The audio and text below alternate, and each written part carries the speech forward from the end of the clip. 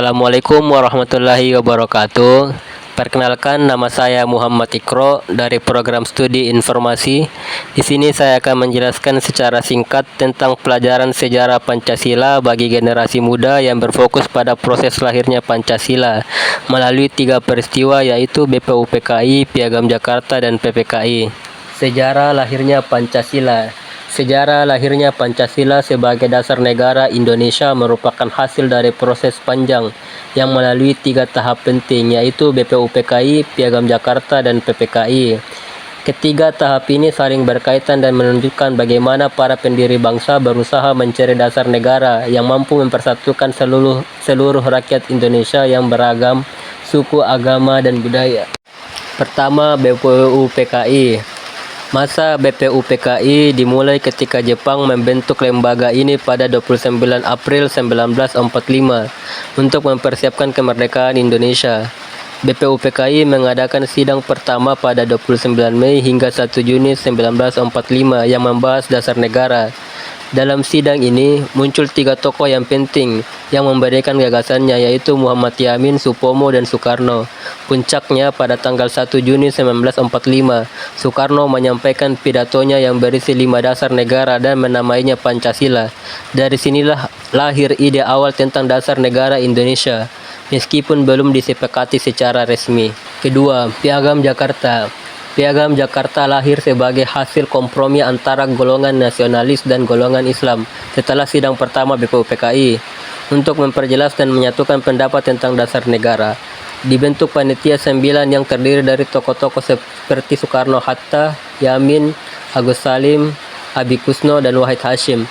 Pada 22 Juni 1945, panitia ini menghasilkan sebuah rumusan yang disebut Piagam Jakarta.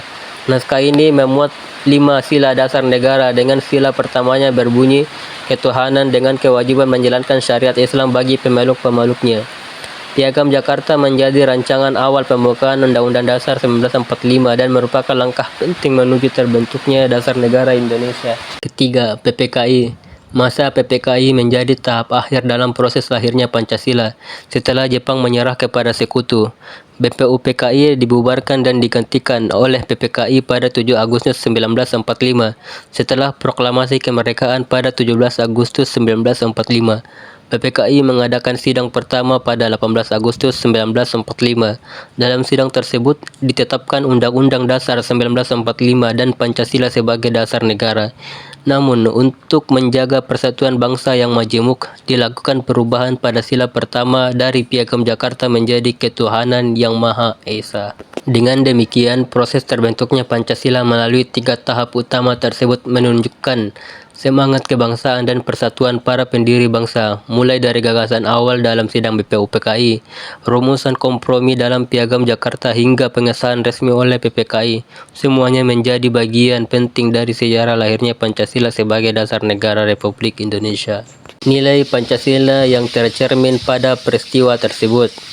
Nilai-nilai Pancasila sangat jelas tercermin dalam proses lahirnya dasar negara yang melalui tahapan BPUPKI, Piagam Jakarta, dan PPKI. Proses panjang ini tidak hanya menunjukkan kecerdasan para pendiri bangsa, tetapi juga memperlihatkan bagaimana nilai-nilai Pancasila sudah hidup dan diamalkan bahkan sebelum Pancasila resmi disahkan sebagai dasar negara. Pertama, nilai ketuhanan yang Maha Esa tampak dalam upaya para tokoh bangsa untuk menempatkan nilai keagamaan sebagai dasar moral dalam kehidupan bernegara. Hal ini terlihat dari rumusan awal dalam Piagam Jakarta yang menekankan pentingnya peran agama dalam negara dan kemudian disempurnakan menjadi ketuhanan yang Maha Esa agar mencakup seluruh keyakinan rakyat Indonesia.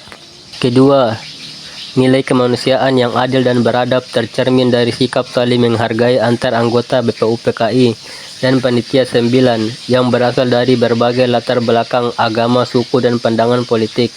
Mereka berdebat dengan cara yang santun dan mengutamakan kepentingan bersama, bukan kepentingan pribadi atau golongan. Ketiga, Nilai persatuan Indonesia sangat kuat terlihat dari semangat para pendiri bangsa untuk menjaga keutuhan negara. Perubahan sila pertama dalam Piagam Jakarta menjadi ketuhanan yang Maha Esa merupakan bentuk nyata pengorbanan demi persatuan bangsa Indonesia yang majemuk. Hal ini menunjukkan bahwa persatuan dan kebersamaan ditempatkan di atas segala perbedaan.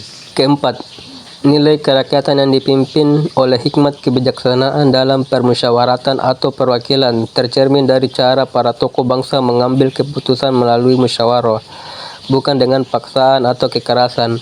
Seluruh keputusan penting termasuk perumusan dasar negara dilakukan dengan dialog, perundingan, dan kesepakatan bersama.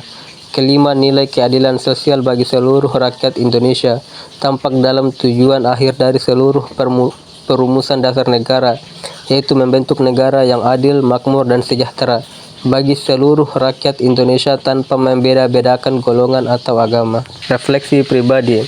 Dari proses lahirnya Pancasila, generasi muda dapat mengambil banyak pelajaran berharga yang tetap relevan hingga kini. Para pendiri bangsa menunjukkan semangat persatuan dan toleransi meskipun berasal dari latar belakang yang berbeda. Selain itu, mereka juga mencontohkan nilai musyawarah dan demokrasi, di mana segala perbedaan diselesaikan dengan dialog dan kebijaksanaan, bukan dengan paksaan. Sikap seperti ini penting diterapkan generasi muda dalam mengambil keputusan dan bekerja sama secara keseluruhan. Nilai-nilai seperti persatuan, toleransi, musyawarah, kebijaksanaan, dan cinta tanah air tetap relevan untuk membentuk generasi muda yang berkarakter, berintegritas, dan mampu menjaga keutuhan serta keharmonisan bangsa Indonesia di era modern ini.